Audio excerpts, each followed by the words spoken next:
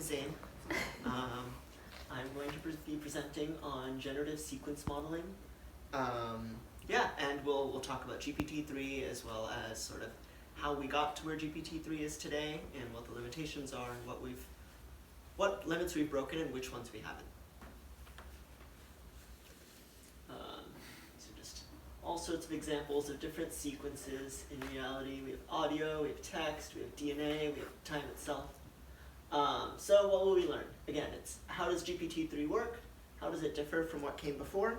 And which limits have we broken and which haven't we yet? And this is sort of a progression that we will follow. To start off, I just wanted to motivate why sequences are important. Because we're talking about sequence modeling, why are sequences important? How do they differ from other data? So here's an example of a sequence. You could probably guess what the next character will be. Anyone? F. A. Wrong. That's correct. Oh, dang it. It's okay, your language model just... Cool, okay. And one thing that's interesting about this is it is more than just the number of instances of each character in the sequence. Like, there are 4 A's, 4 B's, 3 C's, 2 D's, 1 E, but that doesn't really tell us what's going to come next. What we need to know is, especially for further out tokens, what we need to know is what is the structure of the sequence? For example, here order matters quite a bit. You could shuffle them around and suddenly the sequence is nonsense. It's like the position of each character relative to the others is very important here. And there are many other places where order matters. Here, order is generalized from 1D to 2D. So this is a 2-dimensional image. Here, structure really matters. This is more than just 9 white cells. 9 white cells could take up any shape possible, but here we have a smiley face. So structure matters quite a bit. And if we were to use some sort of regression, for example, maybe we could say we would be able to model this with the variables assigned to the specific positions of the cells. And we could assign those all to those as features, and then we'd have values for them, and we could predict that it's a smiley face. But if we translate the image, so we just move it over one, suddenly that breaks. So clearly, while translation doesn't matter for us, our perception of the image, it would matter in that case. So that's brittle in that way. And then also, if we were to upscale the image, for example, or just place it in something of a higher resolution, we wouldn't notice that it's not still a smiley face, but the model wouldn't be able to do that. And so clearly we need to take into account the relative position of the data, but not necessarily the absolute positioning, is sort of one way to think about it. And sequences are important because they represent basically anything. So here we just translated the sequence we had before into weather. So A translates to sunny, B is partly cloudy, C is cloudy, D is rainy, and E is like a thunderstorm. What do we think will happen next?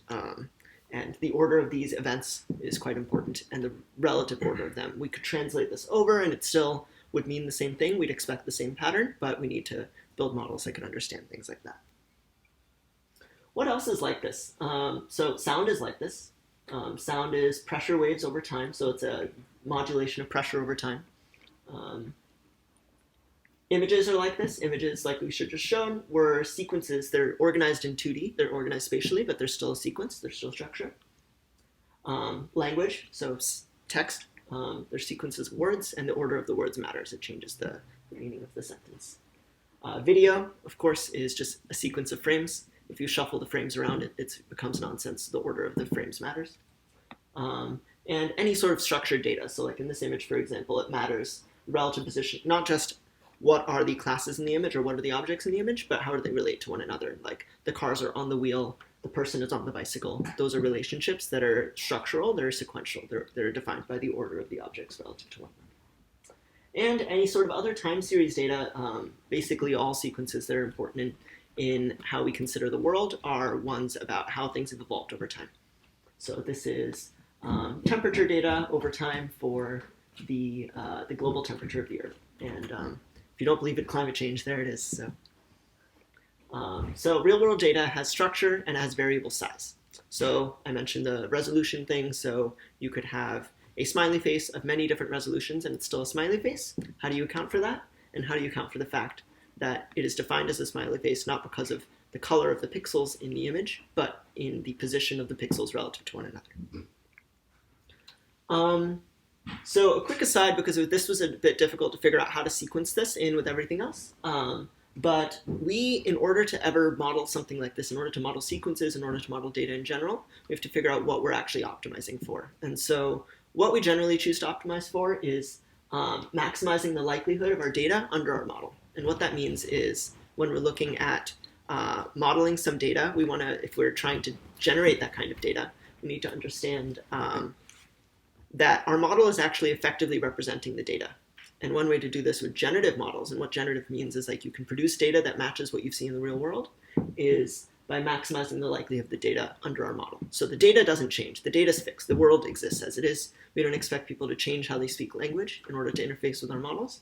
We want the likelihood of the language to be high under what our model thinks language is. So here, for example, this is an illustration of what maximum likelihood estimation means. There are many different instances of the model, and you can see where the data is most likely under the model. That's the maximizing the log, or minimizing the negative log likelihood, or maximizing the likelihood. And so in a language model, for example, and I'll get to a lot of these details later, if you're generating words, what it's going to be is like you have an output and you have a distribution over tokens, and you want to make sure that when you sampled from that distribution, it matches what language is supposed to look like. So let's start with how a neural network might represent a sequence. So here we're not considering order, but we have a simple neural network, which is actually just a linear, we're just doing a linear regression here. So y hat equals wx. And this is the most math we're going to have in the whole presentation, so don't get too worried. But basically, here we have the sequence, and because we didn't consider the order, the sequence that we output, while accurate in terms of the constituents of the data, the order is completely messed up. One thing we can do to better account for the sequencing of the data is to basically do what's called recurrence, which means we take this and instead of treating the entire sequence as input, we treat each frame of the sequence as input, and we unfold this over time. And I'll explain what that means here. So basically what that means is we take y equals wx, and we operate it on a first. Now that means that for, and we need to start somewhere, so we'd sample an initial character like a. Let's say we started with the letter a. So we know what at least the initial condition is. From there, we pass it a and we pass it b. So we pass it a. So we pass it a, and it knows the existing context for the sequence.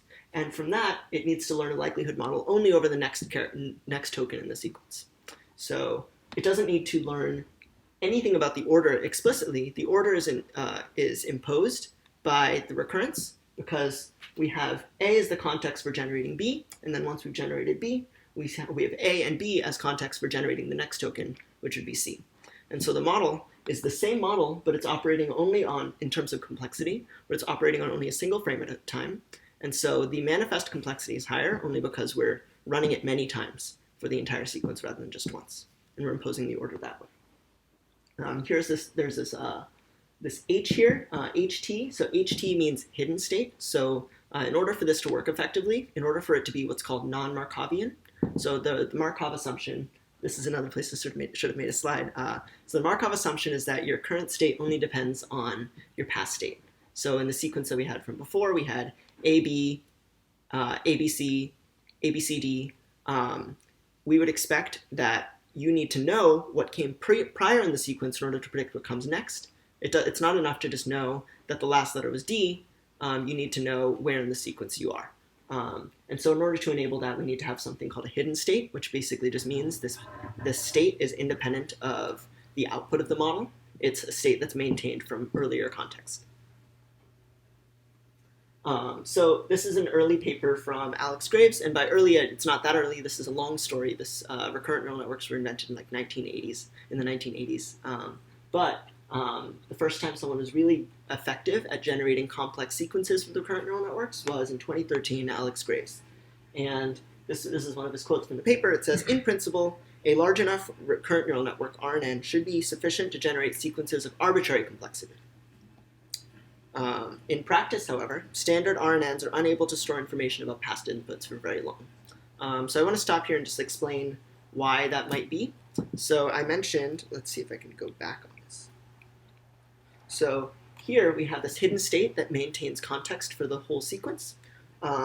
Because we are using the same network over and over again, and we're maintaining a single hidden state for the entire sequence, earlier stuff will always get overwritten by newer stuff. And so it's hard to maintain all of that information over a long period of time.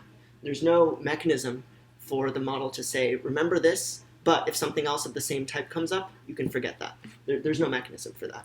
And so in practice, RNNs, while technically should be able to organize the information very effectively and basically learn how to remember anything over arbitrary periods of time, they just can't. They don't have the ability to learn, and we aren't able to optimize them to actually store that information for long periods of time without one of two problems. The two problems are what are called the vanishing gradient and exploding gradient problems. So all of these models, I didn't have any slides on gradient descent because it's a whole topic, but it's a form of optimization. And it is, if you remember like Newton's method from calculus, it's basically that. So you use only local gradient information in order to update. And the obvious downside of that is that when you are training a model using only local information, that local information it doesn't necessarily represent the global state of what you're optimizing. And so in an RNN, because you have these effects of accumulating state over time, you can have what's called a vanishing gradient problem, which is your weights end up getting really small, and then the gradient keeps getting smaller and smaller, and information just gets completely wiped away. Or you can have an exploding gradient where the values end up being kind of large, and because they're so large, they accumulate over time and they get very, very large, and then you get a NAND very quickly, like an infinite number very quickly. And this numerical instability is at the core of why, while a standard recurrent neural network should, in principle, be able to do anything, it's a very expressive model. In practice, it's basically impossible to optimize because you have these instabilities that have it driving off to the side or just doing things that don't really work. Does that make sense so far? Okay, so forgetting is the main problem. This whole presentation will be about how to handle forgetting. And forgetting is basically that vanishing gradient problem that I mentioned. It's the majority of our time is spent on this. It's how to deal with longer sequences, larger images, coherence over like a larger time scale. And this is sort of an illustration of this information decay over time. Early data gets like just sort of wiped away as you continue to do this gradient propagation over time. So one solution to this is the LSTM. It's called the Long Short-Term Memory Recurrent Neural Network. And Schmidhuber is his name. He's kind of famous in the ML community for being, he invented a lot of these techniques a very long time ago. Before deep learning was really popular, he had this small lab in like Lugano, Switzerland or something. And they were developing a lot of stuff that was just so early that those techniques weren't very useful then, but are very useful now. And so he considers himself, and a lot of people in the community consider himself, an uncredited pioneer in deep learning. But anyway, so back in 1997, he and Seth Hochreiter invented what's called the LSTM. That's to solve this vanishing gradient problem. So what they do is basically, you can imagine the structure when you unfold the neural network over time. The information that you need to update on a recent token is just very distant from early tokens that you've been training on. And so you need to develop shortcuts. You need to develop like a path that's untouched by other gradients from other operations that go all the way back to earlier tokens. And so that's what this is. So this is supposed to be an animation. Yeah, so basically the way it works is that there are a number of gates.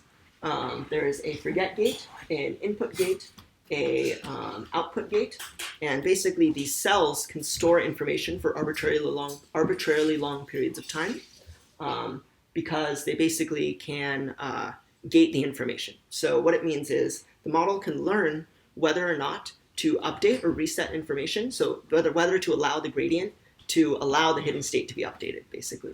And so there are a number of different gates, and the forget gate was in, I think the forget gate was originally not in the original invention of the model, but it was introduced later on. No, actually, that was the reset gate. So there's the forget gate, which is to forget certain elements, dimensions of the hidden state, and then there's the reset gate, which would allow you to reset the entire state. But anyway, long story short, this is a fairly complicated cell, but it's very useful for allowing the model to learn all of the operations that a computer might be able to do. So it was originally inspired by like a Turing machine. In a Turing machine, you have some state on a tape, and you can write to it, or you can read to it, or you can delete from it.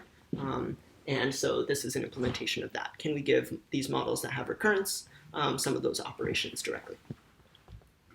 So the first, one of the first huge implementations of LSTMs was in what's called sequence-to-sequence learning. And so that is basically being able to take a sequence and learn a model that can use one sequence to map to another sequence. And this was done by Ilya Sutskever, who is actually one of the founding research scientists at OpenAI. And so it's useful for translation, labeling, speech recognition, conditional speech synthesis, text generation, all of these sorts of properties, because basically you can take a sequence, A, B, C, and learn how to map it to an arbitrary other sequence, W, X, Y, Z, for example. And the way this works is actually, so this is just, you can consider an LSTM to, in terms of the interface, be exactly the same as a recurrent neural network. And so you you basically train the model to, given a sequence of tokens as input, you don't really worry about what the output states are here.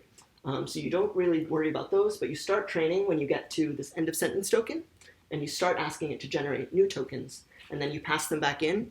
That's what's called autoregression. So basically, at that token, it generates a W, and you use that W as input to the next character that the model needs to predict. And so it learns to predict characters from the characters that it's already seen. Important detail that at training time, it's not actually autoregressive. What you do is you use the data that already exists. So you already have a full sequence. You just, at every time step, you use the sequence that it's seen so far. But you assume that at test time, it will actually be able to generate tokens that look like the ones that it's getting at train time. So yeah, so let me go back one slide, actually. So one of the problems with this, and this paper actually had a very clever, interesting solution, is that if you have a very long sequence, it's unclear which token in the output is corresponding to tokens in the input. So the way this technique is supposed to do it is basically by the time you've gotten here, your hidden state in the recurrent neural network is supposed to basically encapsulate all of the meaning in the earlier tokens and should be sufficient for you to generate all of the subsequent tokens. But the problem is that gets erased over time. So by the time you get here, you haven't seen A in a very long time. You haven't seen it in 3 whole time steps. And by the time you get to Z, you haven't seen A in 6 time steps. And so if there is some correspondence between A and Z, which there most likely is because language has structure to it, it would be basically impossible for your model to learn to remember that information and at the same time be effective at predicting tokens at the current time step. The solution they came up with in this paper was actually just to reverse the original sentence. So they just always reverse this sentence. So ABC is actually turned into CAB, and then, CBA, and then A is always closer to Z than you would expect. And so on average, the tokens end up being closer to one another.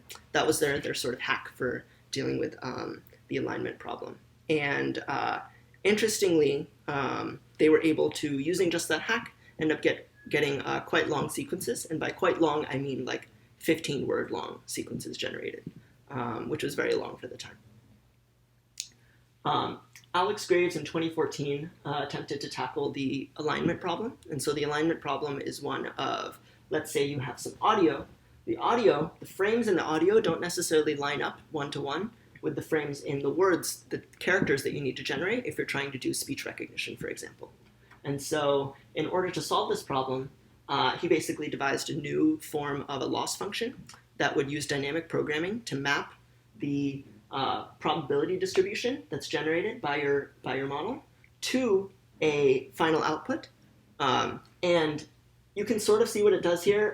The implementation is kind of complicated. It uses the forward-backward algorithm, like the Viterbi algorithm and stuff. But in general, it's predicting a probability distribution that's unconstrained. So at every frame, you might, for subsequent frames of audio, you might just predict the same character.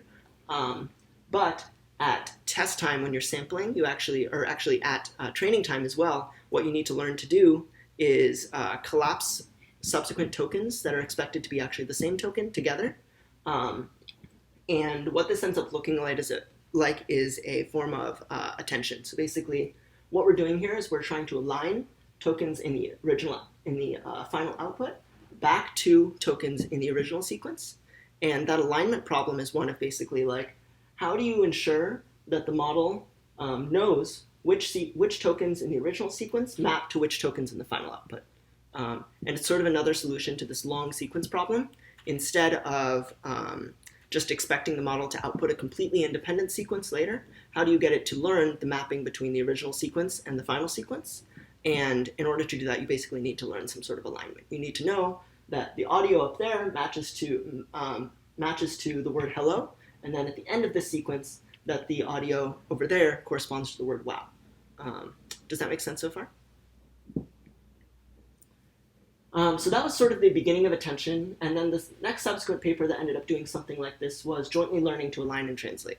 And so this is actually a very similar approach to what we saw with sequence-to-sequence learning with Sutskever, but instead of constraining all of the information to be in a single hidden state, it allows the model at each time step for new tokens to learn a distribution over the earlier tokens of which ones are relevant to that token at that time. So at YT, it can learn which tokens in the sequence X were relevant and take a weighted average of them, basically weighted by the weights that the model has learned, in order to generate a new hidden state that is basically just a weighted average of the hidden states that would be generated by all of those original tokens. All that means is basically, instead of constraining the model to learn only one hidden state, it can now learn a function that can dynamically change that hidden state based on what it thinks the input tokens are that are relevant to that output token.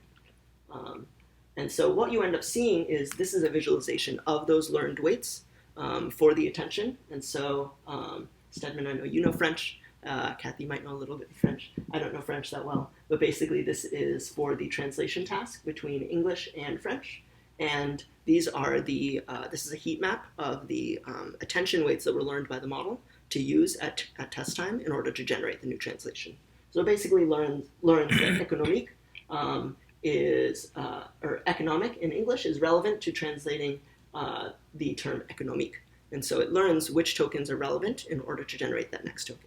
And so this is just sort of like a way for the model to better take advantage of its representational capacity. It can sort of learn which things are important to use right now because it has a fixed capacity. Usually it'll be something like 1024 dimensions. And so it'll be some vector that the model needs to generate in order to use for subsequent computations that is like 1024 32-bit floating point numbers. And it needs to fit everything that this sentence means into that in the Sutskever approach. While here, it can dynamically learn what needs to go into that 1024 dimensional vector in order to produce the word économique. And as you can see, so RNN search is their term for their results. And it was just vastly more effective at dealing with long sentences. So RNN encoder is Sutskever's approach, and it just drastically starts to fail at around 20 tokens. So until 20 tokens, it's quite effective, but there's like sort of a long linear drop off after that, where it just basically can't remember earlier tokens anymore, and it becomes very ineffective at translation. Whereas with RNN search, it's quite consistently good. So at first glance, it seems like the problem may be solved. Sequence length is now unlimited, and you have interpretability of sequences. You can learn, the model has learned attention weights over things. And so you can see some of the implementations of attention over the subsequent years being very effective. So here on the left is a model from DeepMind that basically enables using attention for the model to both read characters very effectively. So just like our eyes can use attention to focus on certain parts of the image and integrate that information over time, their model learns how to do that as well. And so here you can see an example of it generating street view house numbers as well. And and then we can also use it for even more advanced tasks. So for example, here on the right, we are going to caption an image, and we can use the information in the image over time. Like basically you can use certain parts of the image over time in order to generate each token rather than attempting to generate the entire sentence at once. And so you can see a cow is standing, and then it starts focusing on the background in a field. And this was considered like a breakthrough in both interpretability and in effectiveness of models to take advantage of information, especially multimodal information. And this is an example of 2D attention. It's actually the exact same thing, but it's over a 2D representation instead of just a sequence. And then down here we have speech recognition, and you can see, let's see, yeah, so here you can see sort of the correspondence between audio frames directly with the characters that are output by the speech recognition model. Well, attention isn't totally solved. So sequences in the real world are actually very, very long. So long that even the attention models that we just talked about break down. So this is what audio looks like at a very small scale. Like 1 millisecond is long enough to break RNN search, for example. It's not really effective. To even generate a second of audio takes like 44,000 samples. So sequences become very, very long. And so if you want to generate speech, for example, which was sort of a holy grail of machine learning for a while, like how could it possibly be, how could we possibly generate speech directly? What we've talked about so far still can't handle anything like that. And the main reason is actually this. So when we are combining information from different parts of the input, we're still combining it into a single vector, that single 1024 dimensional vector. And it is just a, ooh, there's an error in my LaTeX there. No, there isn't. I just used a character twice. I used E to represent both the natural log base and the token. But anyway, so basically, because we're using this is very similar to like the softmax activation function, which basically takes you can imagine it's basically a normalizer. You can use it for any set of numbers, and it'll normalize them so that they all add up to 1. And you can also add like a temperature so that you can change the shape of the distribution. But what ends up happening here is the softmax ends up being prohibitively large to compute over a very large sequence. Imagine if for every frame of audio, you needed to compute your attention over 44,000 independent 1024 dimensional vectors. It would be quite complicated. And also, it's unlikely that if you needed to compute information across maybe 10,000 of those, which seems completely reasonable, that you would even be able to still in a 1024 dimensional vector or in a 2048 dimensional vector or any of those sorts of things.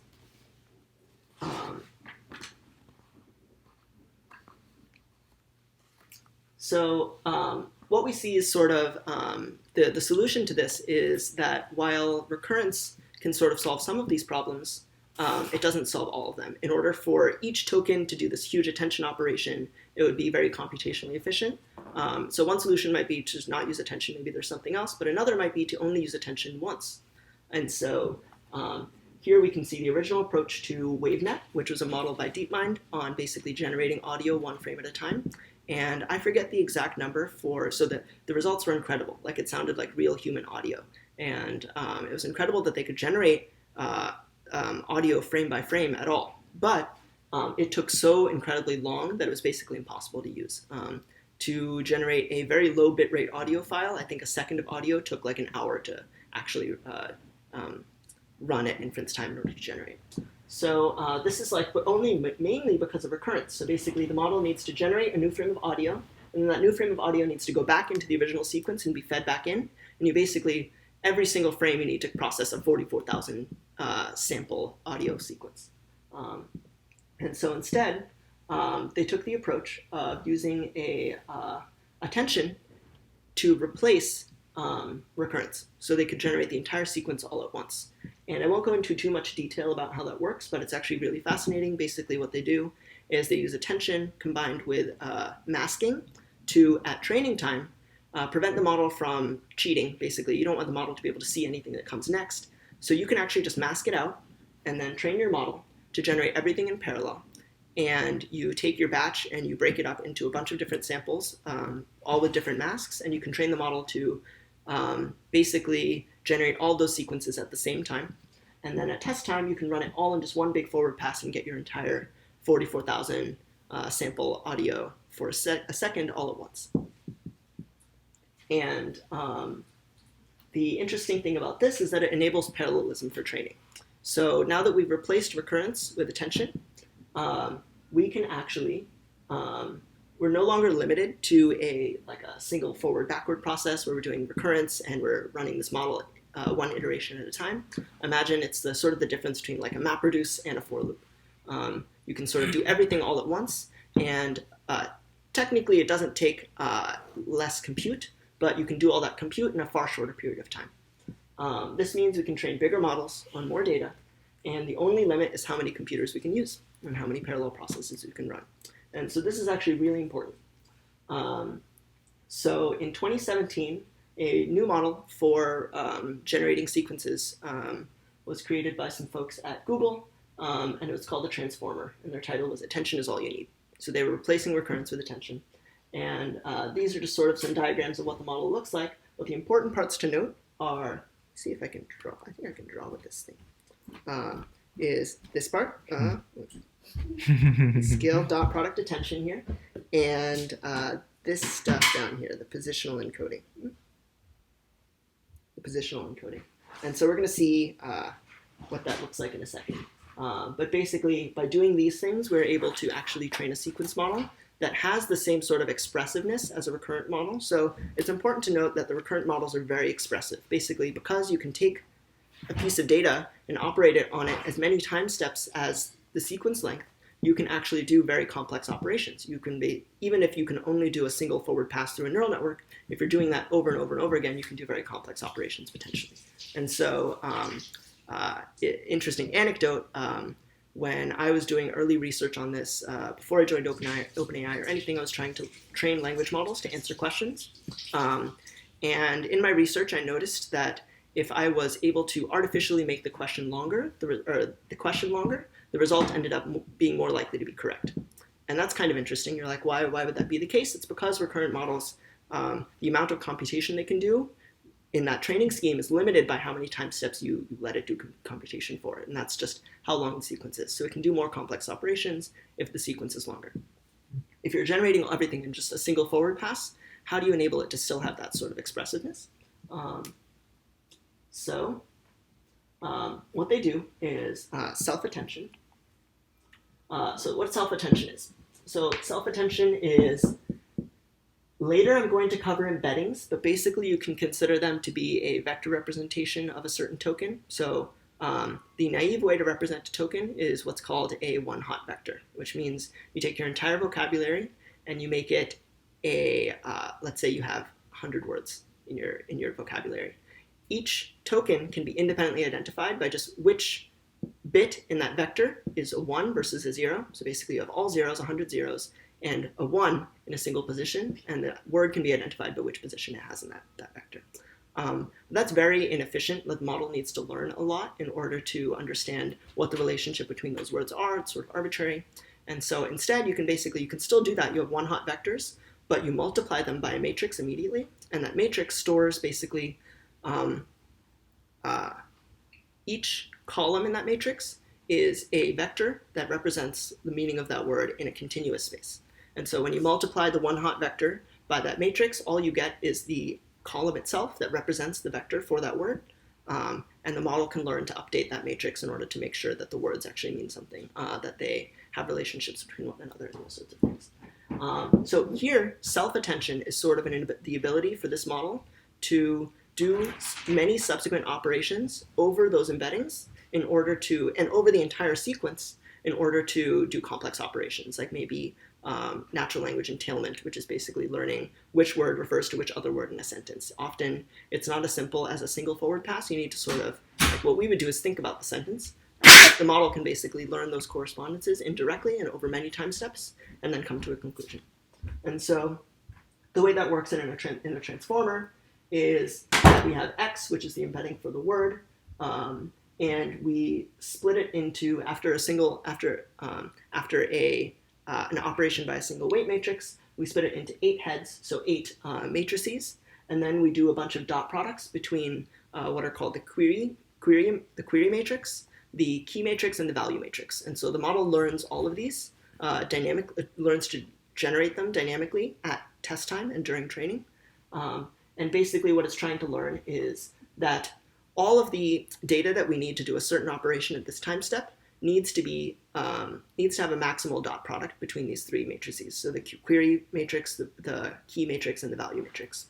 And so it learns to change those operations so that, given that it has an opportunity to do self-attention, it will learn to do self-attention just by updating those matrices, doing that dot product, and it actually does that dot product, I think, 8 times in parallel, and then combines all of those by concatenating the resulting Z matrices. So the Z matrix is just the product of these 8 matrices that are generated for W, and those 3 matrices, the Q, K, and V. And we get these Z matrices, and we concatenate them all together, and that's the operation for a single layer of a transformer. I realize this is a lot to cover, and that probably doesn't make that much sense, but all you need to know is basically that the model has the ability to do lookup and then an operation. So it can basically look up information from many words, actually 8 words at a time, let's say, and do mathematical operations on all of those in parallel, and then it gets 6 more opportunities to do that before it starts to decode, and then it gets 6 more opportunities to do that in the decoding step. So this is sort of a visualization of the kind of attention that it learns from those Q, K, and V matrices. On the left is visualized for a single one of the W matrices. So while we would have 8 of them, here only one of them is visualized, and we can see that the model learned that it corresponds to street and was too tired, because it's sort of trying to learn the causality there between the animal and, oh no, it's actually the opposite, sorry. All right, that makes more sense. It's learning that it corresponds to the word the animal at the top. So it corresponds to the word the animal at the top, and by learning that correspondence, it should be able to do subsequent operations more effectively. And then on the right is sort of all of the different attention matrices visualized at the same time. Yeah, so basically what it looks like is at test time. I think this is an animation. Yeah, so basically what we have is at test time, we have these inputs, je suis étudiant, I don't know how to pronounce it, embeddings, and then there's an embedding with a time signal. I'll explain what the time signal is, but basically it's a representation of the position of the order, because while we lost that with recurrence, we need to reintroduce it. And so this solution basically adds the order of the tokens as well.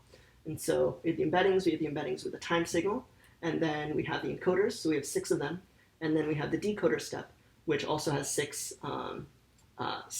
decoders that do all of the same operations we just talked about in the encoders. And it will have 6 time steps here in this visualization to generate the subsequent tokens.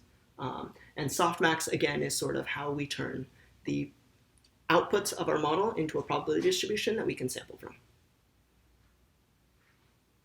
from. So after transformers were introduced, the next question just became, how big can we make these? Again, so attention has sort of unblocked being able to use as much compute as you want. And so the T5 paper was called, I think it's called Exploring the Limits of Transfer Learning with Transformers.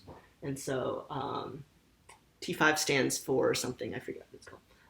But basically what they wanted to find out was, previously NLP was sort of bottlenecked by having single models trained on single tasks. Was it possible to train a single model to do all of the tasks? Because now this model is large enough that it has the expressive capacity to learn all of those tasks simultaneously. So they went ahead and did that. So they had prompts, so translate English to German, that is good, in their data set. So they turned all the tasks into prompts plus answers. And they were actually able to learn that T5 was very effective at learning all of these tasks simultaneously, actually more effective than any of the models that was trained on any of those tasks independently.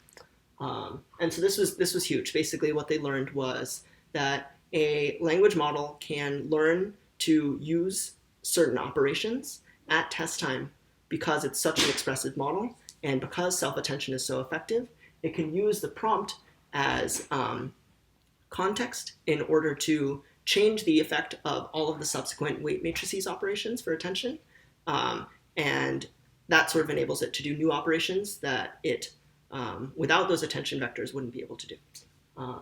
And so, like in this case, summarize, like I can only speculate on what the model is doing, but basically the word summarize was probably entailed with all of the other words at decoding time, so that the model knew that it needed to summarize and was able to isolate a certain part of its weight matrices in order to only use those operations that enable it to do summarization.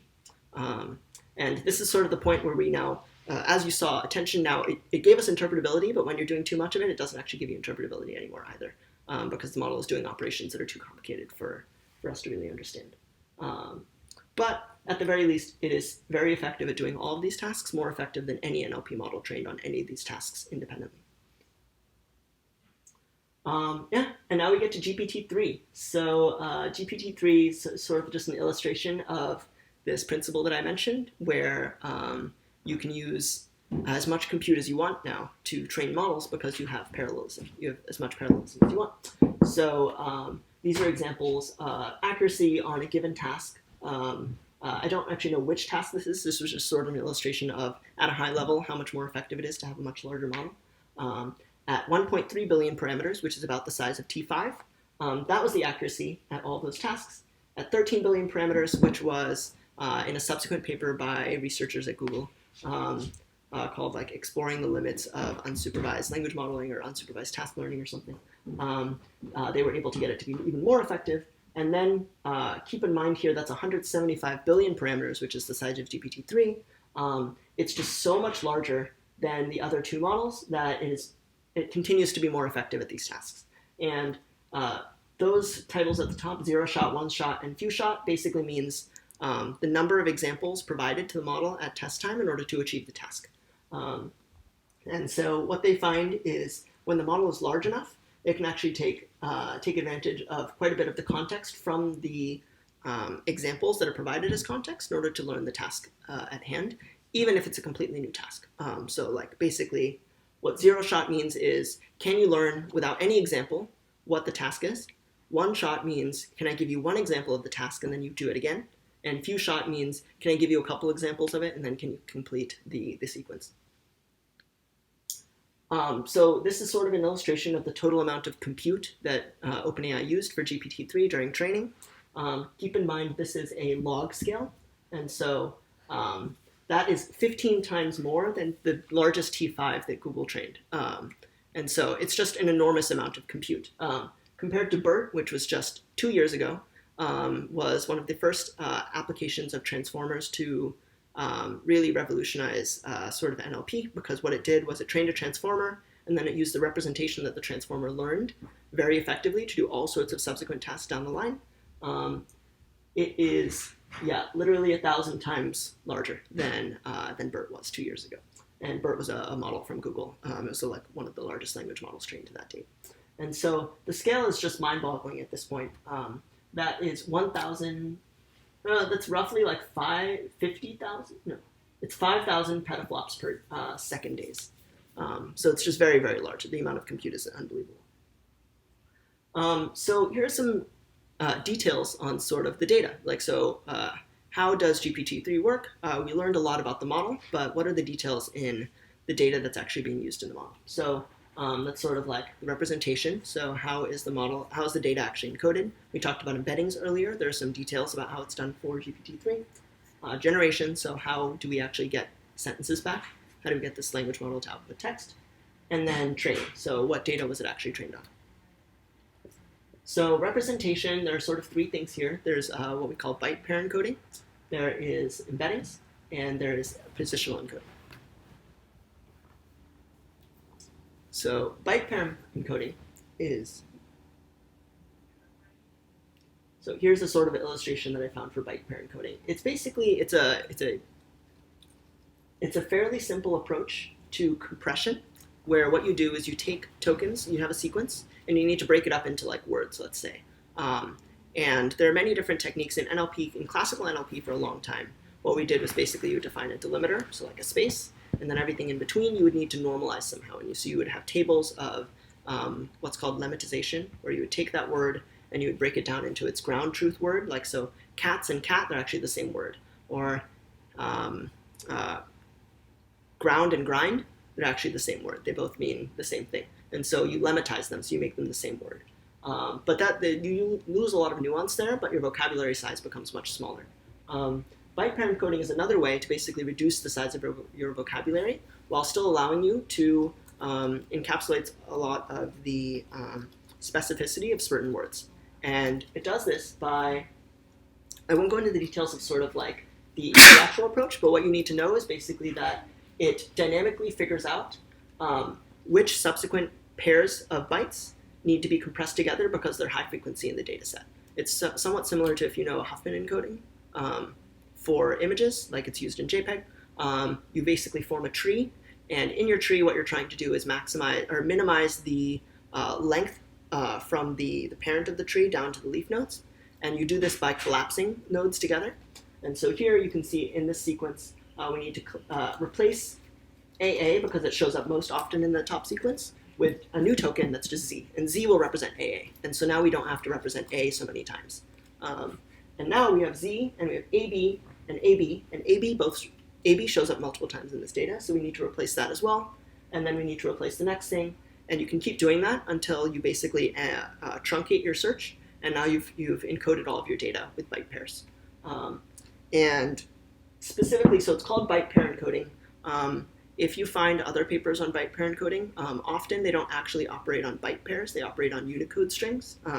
But OpenAI decided to actually operate on the byte pairs because it enables it to encode a lot of special characters. Like you've probably noticed, GPT can generate emoji. It learns to do this via byte pair encoding. Each emoji is not independently encoded. If it were, so the entire Unicode alphabet has, I think, like 130,000 tokens, and it would just be prohibitively large. So this is sort of a highlight from their paper. We observed BPE included many versions of common words like dog, dog question mark, dog exclamation point, and this results in a suboptimal allocation of limited vocabulary slots and model capacity. To avoid this, we prevent BPE from merging across character categories for any byte sequence. We had an exception for spaces. So you might notice with, given this information, that with the playground, if you're playing around with GPT-3, if you add spaces, you can sort of force the model to use a representation specific for that character rather than for the word entirely. And then embeddings. So this is just a cool explorer that someone made online to explore sort of the space of embeddings that a language model learns. And so here, onions, carrots, and garlic are all close to each other in this enormous space of high-dimensional embeddings for the words. And so this is just manifest. No one's told the model that onions, garlic, and carrots are all related. But basically, it needed to use them in similar contexts, and so it learned that the numbers don't need to be that different for those words, versus for other words, maybe the numbers need to be very different. And then positional encodings. So there's, like I was mentioning earlier, sequences rely on order. If you don't understand the order, if you don't understand the position, relative positioning of different words, or tokens or whatever have you in your original sequence, you won't necessarily be able to generate anything coherent because you don't understand structure, you don't understand the original structure in the sequence. And the way they deal with this in the transformer, because they don't have recurrence, is instead they apply positional encodings. What that means is they basically take advantage of the fact that you can generate arbitrary functions through a composition of sine and cosine, and they just apply that to all of the known positions in the sequence. So one of the nice things about this is you can extrapolate with this, and so the model can learn to do operations on sequence lengths that it hasn't seen at training time because of these positional encodings, taking advantage of this composition of sine and cosine. And you can see the formula up there. This is a visualization of what it looks like on all the tokens. The left is the sine component, the right is the cosine component. That's why they look different. They just concatenate them together. And I believe the columns here, the rows are individual tokens, and the columns are all the different dimensions that end up coming out of the positional encoding. And the heat map is just sort of the value from -1 to 1. Okay, now we're going to talk about generation. If you have any questions about the past few slides, because they're more detailed than some of the other stuff. One quick thing is, how sensitive are transformers to the positional encoder? They are fairly sensitive, so you can sort of see here there are enough discontinuities in the positional encoding that so you can imagine if you just had a linear encoding for the position, like maybe a linearly increasing function, it would be very insensitive. Like 2 subsequent words might just be considered equivalent, especially in a very long sequence. And so instead, the model learns to keep track using these discontinuities, and so the discontinuities end up helping the model be sensitive to those sorts of things. And the period is set by, let's see. Yeah, the period is set to 1,000 here. And this is the example from the original transformer paper. I think you can set that period to dynamically change based on your context length. Okay. And then on the byte pair encoding, you said Unicode would be prohibitive because they couldn't split down a token to less than one Unicode string. Yes, because Okay. a part of a Unicode string is meaningless. Right. Yeah, exactly. Gotcha. Okay, so on generation, so the details with generation for GPT-3 are greedy sampling, nucleus sampling, and specifically that they're not using beam search. And I'll sort of talk about this.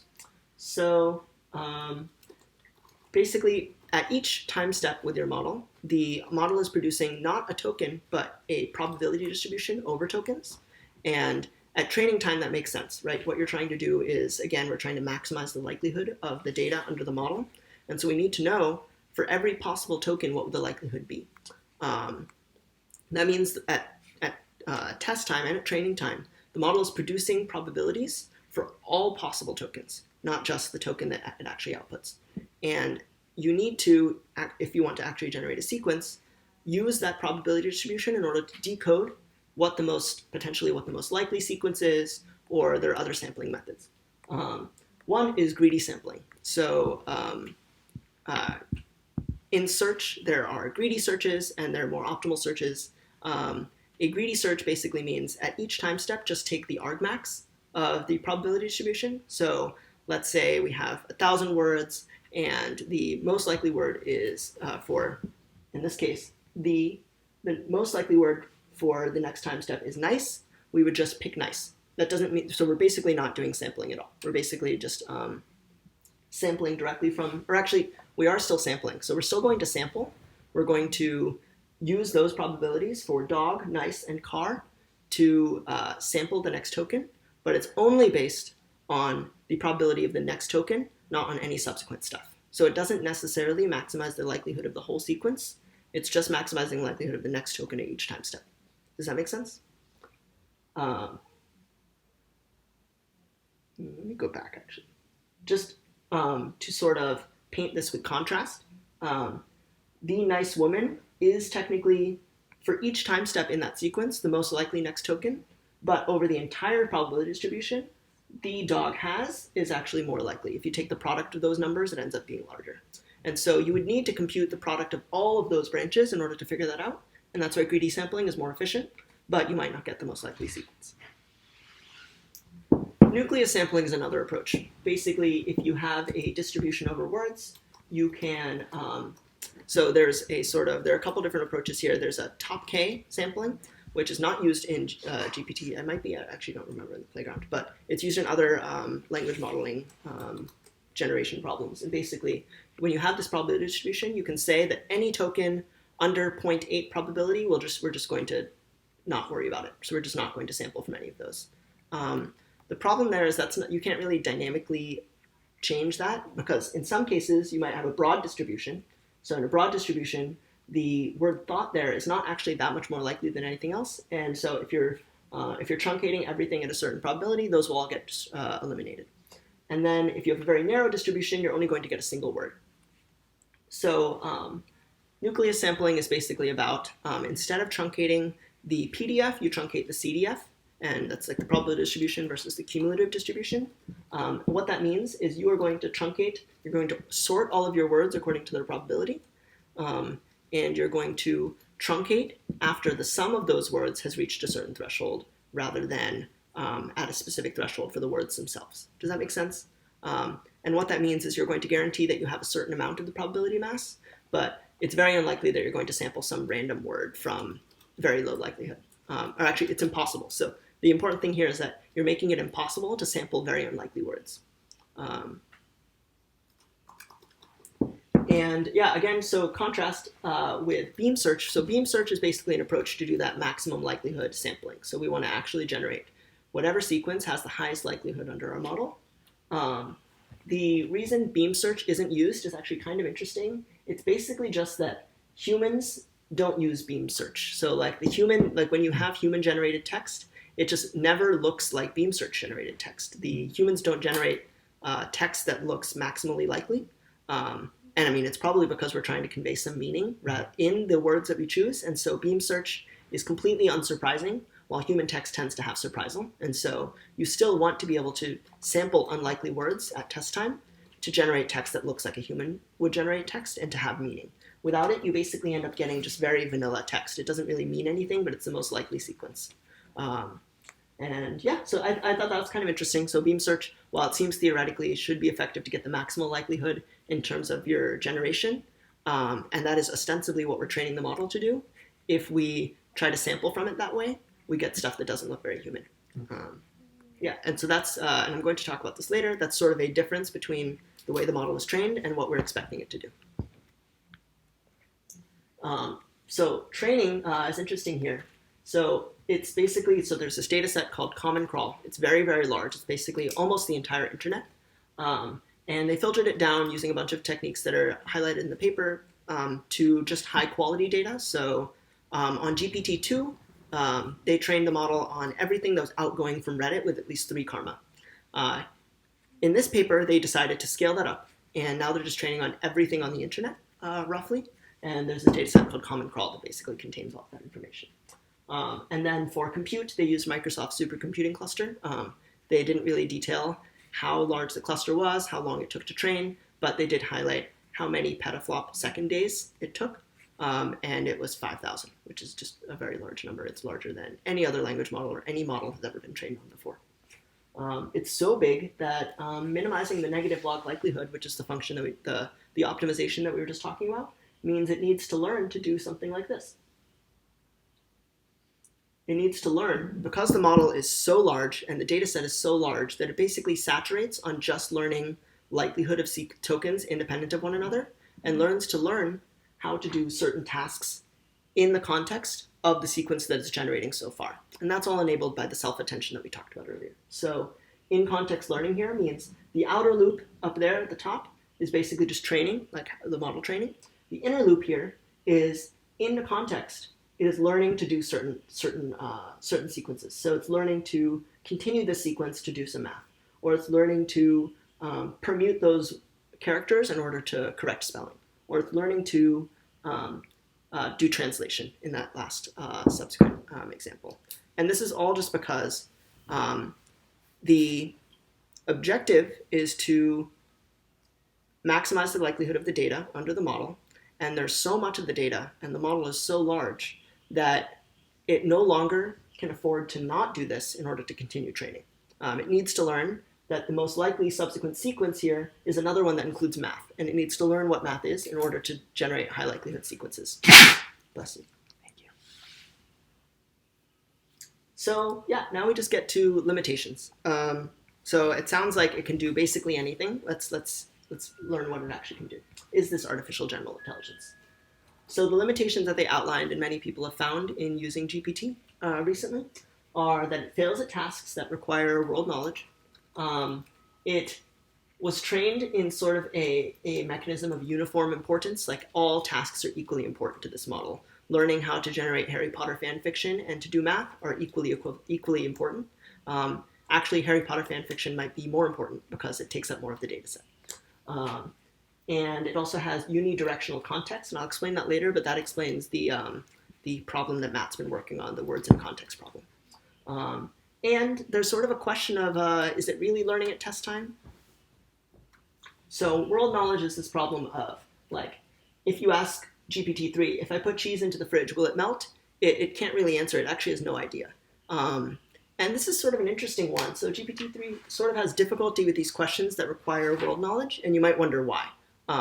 It seems to be able to do all sorts of things in text. Why can't it learn just very, very common sense reasoning? And I actually believe this isn't a problem with the structural limitations of the model necessarily, but in just the data. People don't discuss obvious things. No one discusses online whether if you put cheese into a fridge, it will melt. That just never happens because all the people who are online have come into contact with that sort of information. And so the model's never exposed to that information, and it's just never going to learn it. Potentially, if the model is able to learn in context, you can teach it all of the common sense that you want in context. But there's a lot of common sense that we take for granted in the real world that's never documented online. Things like most of common sense physics. So like potentially, because the model knows, this is sort of an ontological question or an epistemological question of if it knows all of the actual physics that we've put online. So while the internet is not replete with knowledge about whether when you put cheese in the fridge it will melt, it is full of statistical mechanics and thermodynamics and colloidal properties of cheese and what a refrigerator is and all of those sorts of things. It could be just a question of you need to give it enough computational capacity to synthesize all the information at test time that it's learned from all of physics in order to determine the answer to that question. And it currently doesn't do that. It mostly takes information from sentences that it's seen before or words that it's seen before. So it's sort of the depth with which it needs to accumulate information from what it's learned will end up being very high for questions like this. It's sort of like, for us, like system 1 versus system 2 thinking. Imagine if that question required system 2 thinking for us, because you were taught all of physics and you know what a refrigerator is, but you've never actually dealt with putting cheese into the fridge. So yeah, I do believe that world knowledge is not a structural limitation, only one of the data and the capacity of the model. Here we have an illustration of AlphaGo. And so this is sort of an illustration of like how you can sort of break some of those limitations. So AlphaGo uses simulation plus self-play to basically learn all of Go without much human demonstration at all. And the way this works is it basically learns to play against itself, and it is a fully contained world. All of the knowledge is encoded in the simulation. It knows everything about how Go works, not because the rules are ever presented to it, but because when it plays, the rules are exhibited by the play. And so that would entail that, like, it's not like these models don't have the structure to enable them to learn world knowledge, but there, Go is constrained enough that we were able to generate a simulation, and then in that simulation, all of the common sense knowledge was exhibited via the game. So you can sort of see just how effective AlphaGo 0 with simulation and self-play was at learning Go. So within 3 days, it surpassed the abilities of AlphaGo Lee, the version that beat Lee Sedol, and then within, I think, like 15 days, or 21 days, it reaches the level of AlphaGo Master, which is the one that defeated 60 top professionals online. And this doesn't require any world knowledge. It's actually just or rather, it's not that it doesn't require any world knowledge. It doesn't require any explicit world knowledge or any changes to the model architecture. It's just that now the data has all of that stuff that we take for granted encoded directly into the simulation. So the other question is one of uniform importance and of the loss function. So like we mentioned earlier, and along with the sampling stuff, there's sort of this problem of the model being trained to optimize the likelihood of the data rather than to generate language. It's not trained to generate anything. It's trained to maximize the likelihood of data, and then we need to like shoehorn it into generating stuff. And it is able to, because the most likely thing in most of the text that it's seen is answering a certain question or to continue a sequence that it's already seen, or those sorts of things. But there will be failure cases. And so this is sort of just an illustration of a solution to sort of like, if your loss function doesn't encapsulate what you're trying to do, can you just learn a loss function? So generative adversarial networks, which I won't go into a ton of detail, basically enable you to have a generator and a discriminator, and both are trained.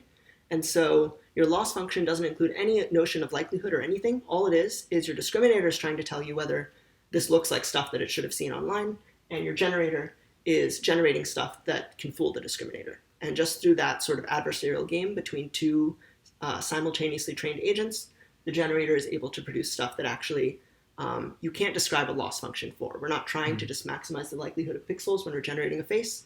We're trying to generate one that looks as much like a real face and as least like a fake face as we can. Yeah, the results with GANs have been astounding. They're able to do a lot of very, very powerful image generation these days. And then there's the question of few-shot learning, like is it actually learning at test time? And so this is a quote from the paper. And it's sort of just an interesting question. Ultimately, it is not even clear that humans learn from scratch versus from prior demonstrations. When you're seeing a task at test time, when you throw me a ball, it is a different ball throw than I've ever seen before, but it's also very similar to a bunch of different demonstrations. And so am I really learning from scratch when you throw me a ball? Probably not. I'm learning, I'm just taking advantage of all the information and the diverse experience that I've had potentially. And so there is a question of whether the model is actually learning at test time or just synthesizing from all of the diverse examples that it's seen. And it's just sort of a philosophical question of what is the difference. Oh, I think that's the end of my presentation. Questions? Yeah, I had a question about the AlphaGo slide. Mm-hmm. You said that AlphaGo wasn't even presented with the rules of Go. Mm-hmm. How does it know what moves are legal when it's playing against itself if it doesn't have restrictions on what the rules are? Oh, good question. So I don't know a ton about Go. Okay. But they taught you. But I'm pretty sure the simulation just cancels the game, or like it loses immediately if it does. Oh, I see. Okay, so it like figures out the rules. Mm-hmm. So rules are kind of imposed in the simulation. Yes. Okay. Yeah. So like the rules are imposed in the data, but they're not imposed in the structure of the model. When you were talking about subloops, where do those live in the model? So, go ahead. Yeah, it's just like I know we have like the multi-head encoders. Are they one of the encoder? Yeah, just that is most likely to be where it is. Okay. So it's probably in here. Okay. So basically, when the model is able to do attention, so if we go back to like even earlier implementations of attention, here basically what the model is learning to do is that it only needs to take advantage of that information in the input in order to generate that token. Does that make sense?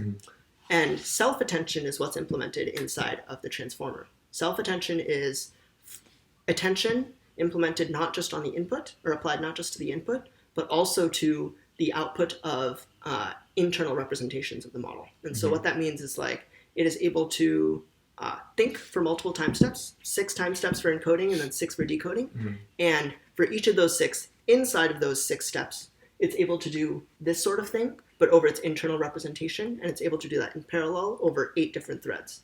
And so what that implements is unclear, but it seems like what it's doing is it's basically learning to index into the matrices that do the operations.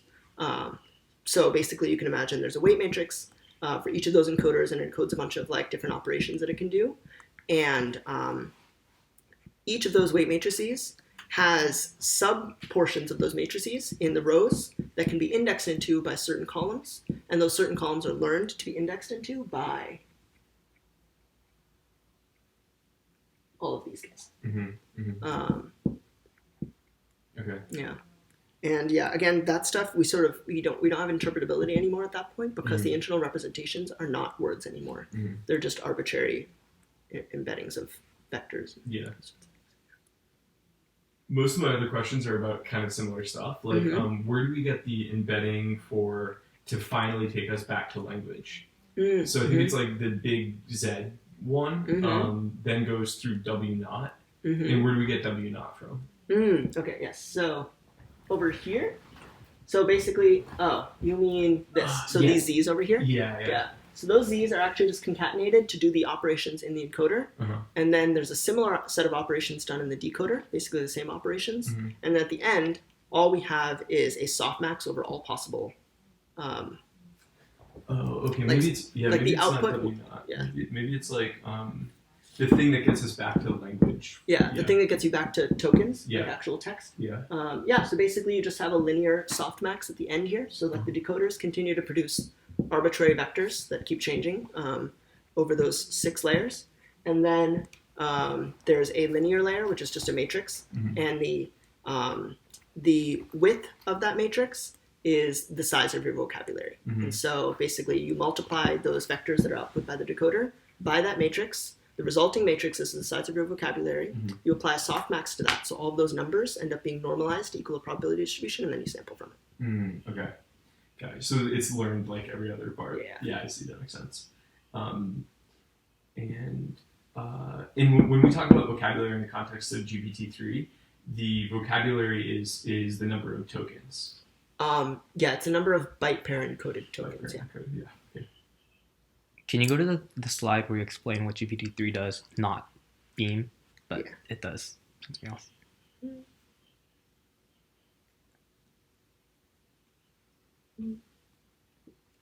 So it does greedy sampling? Yeah, greedy sampling. So here, what is the relationship between, say, these words and the byte pair encoding? Ooh, yeah. So the byte pair encodings are basically just those tokens Hmm. that represent. So there's a table that's stored that stores what all of those tokens that are that. So basically, sorry, let me go back to byte pair encoding.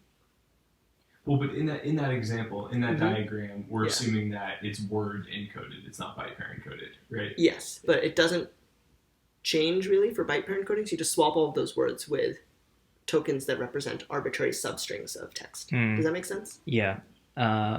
So I remember looking at the docs how GPT-3 doesn't operate on words, but almost on like partial words. Those are the byte pair encodings. So when it's working on that, how does it not come up with like nonsense words, if that makes sense? Because it's only looking at like word fragments all the time. Yeah, it's basically just the sorry. Which is very unlikely. Yeah, they're just very unlikely, and yeah, so they're very unlikely. It is still possible, but because of nucleus sampling, it's impossible. So any of those super unlikely words, Yeah. With greedy search, it is still possible. They hold very small likelihoods. Like when you're sampling from them, it's astronomically unlikely that it'll happen. But with nucleus sampling, you basically only take the likely words and you make all the ones that are low likelihood 0, and it's impossible. So if we didn't have nucleus sampling and only had greedy sampling, it's possible that it'll choose the next fragment by pair encoding that's like the start of another word, but then after that it'll combine like two different words, and then like, but the nucleus sampling kind of filters those out. Yeah, exactly. Okay. But importantly, like the whole training procedure is about learning the probability distribution effectively. So it should be able to have a very, very low likelihood for gibberish. Let's say the first byte pair encoding is to represent TH, and now we need to generate subsequent tokens. The likelihood for the letter X should be basically 0. It won't be 0, but it'll be very close. And there's a temperature component, and you can, when you increase the temperature, what you're doing is basically I had a softmax in here somewhere. Oh yeah.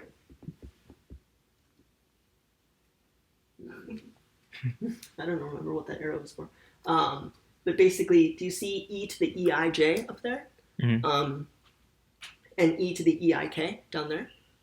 If you multiply the EIK and the EIJ by a coefficient beta, it changes the shape of the distribution, because basically those numbers on the bottom will end up being larger, or they'll be multiplied by a larger number than the ones on the top. And so the difference between them ends up getting smaller. And so even very unlikely words end up having a larger weight. And that's the temperature. And so when you increase that number, when you increase the beta coefficient, then even low likelihood words become more likely to happen. And that's temperature. That's temperature, yeah. That's so cool. Any questions here? This is so great. This is such a good high-level overview. Couple more like basic, super basic. With the encoder decoder structure, that architecture, like where did they come up with that, and what was the original need to have those things split out? So the original need was, wait, let's go back to sequence, because that was the first time. So in principle, the encoder and decoder, they aren't actually totally separate. The difference is that the encoder is not trained on its outputs at all. So it's generating stuff, it's emitting stuff, but you don't actually do anything with it. And these tokens for the decoder, we actually train a likelihood model on top of. So the difference is just like, and there is some structural stuff. So basically, like the encoder, each decoder in the transformer gets input, I believe, from all of the encoders. So each of those 6 layers is actually connected to all of the decoders. So it's not even like a subsequent operation, like we do all the encoding first and then we do all the decoding. It's actually done together. But originally it was subsequent. So it was like we encode first and then we decode. And there were some papers that basically treat those like separate models. And does that mean that the encoders aren't, like the parameters inside the encoders are not changing at all because they're not being trained? They are still being trained, but they're only being trained via their connections to the decoder. Yeah. So the gradient has to propagate from the likelihood distribution over tokens all the way back to the weights in the encoder. Okay, got it. Can you explain? Also, I might not have enough like background knowledge to understand the answer, but when you talked about the hack where they flipped the A, B, and C, and that somehow made it easier for say like Z to form a connection to A, but wouldn't that increase the distance of like Z's connection to like C? So why does that work? It does. It's just sort of a question of when you are when you're doing translation specifically. And so I'm going to think live here. So A often corresponds to W. B often corresponds to X. Yep. C often corresponds to Y or Z. Right now, W and A are as far apart as they can be. If you flip this, W and A end up being very close to one another. Yeah. And Z and A end up being very far from one another, or Z and C end up being kind of far from one another. But it ends up, for some reason, being more effective because on average, before, A was far from W. And I guess, so it's not actually that on average they're closer, it's the minimum is closer. Yeah. So the minimum distance between W and the token that it corresponds to in this sequence is lower. Okay. And so it probably aids search, like the optimization process. Like the correspondence between W and A initially in the model training was probably very hard to learn because it's so far behind. But if you flip the sequence, now the correspondence between W and A is very obvious, and it can learn to encode longer sequences. Gotcha. And then are there use cases where recurrence is still advantageous over attention? If you need to, not really. So one is if you are, if you can't actually take, yes, this is a good point. So in machine learning, there's also this field of reinforcement learning, which is when you are interacting with the real world or with a game like AlphaZero, and you need to take advantage of the information that you have available there. And you can take actions and they have effect on the real world. And then you take that action and the result on the real world and you use it to integrate into your training. You can't do parallelism there because you don't have access to the future. And so causality still needs to be respected, and therefore you need to continue to do recurrence. Because the main reason that you can use attention with parallelism is that you have access, it's called offline versus online. You have access to the entire corpus. You have all of the subsequent words. I see. It's like if you were talking to someone and you had access to everything they were going to say in addition to what they said just now. And so then you could just potentially have all those conversations in parallel versus if you're actually interacting with the real world at all or with a simulation or anything that has some sort of causality, you need to obey that causality. And there's no way besides recurrence because you don't actually know about the future. And it sounds like that facilitates things like the Winograd sentences where you have really ambiguous pronouns, and because you're looking, your attention is spread out throughout the text. You can make use of all the other context to help you resolve that ambiguous pronoun. Other question is about sort of like intuition for the K, Q, and V matrices. Yeah. So the original motivation for attention was entirely search, and it still is. So search is basically about you have a very large amount of information and you need to figure out just what's relevant. And so K, Q, and V are just like the most simple implementation of search. It's a key, a query, and a value. And you need to be able to come up with a key to search your information. So you need to be able to represent what you're looking for. You need to be able to represent a representation over everything that you're looking for that's relevant to your current query. You need to be able to represent your query, and you need to be able to represent a value. So you need to be able to represent, given a synthesis of all the information, what the value that's relevant to your task is, and that's all that those are. They aren't necessarily ever learning anything that corresponds to what we would think is a key, a query, and a value, but they're just representing those operations. Okay, interesting. And I'm actually not sure if they did the ablation to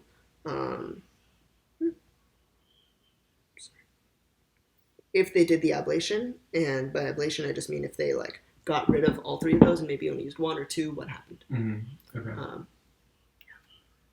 Cool. Thanks a lot. All right, thanks, Zain. Yeah.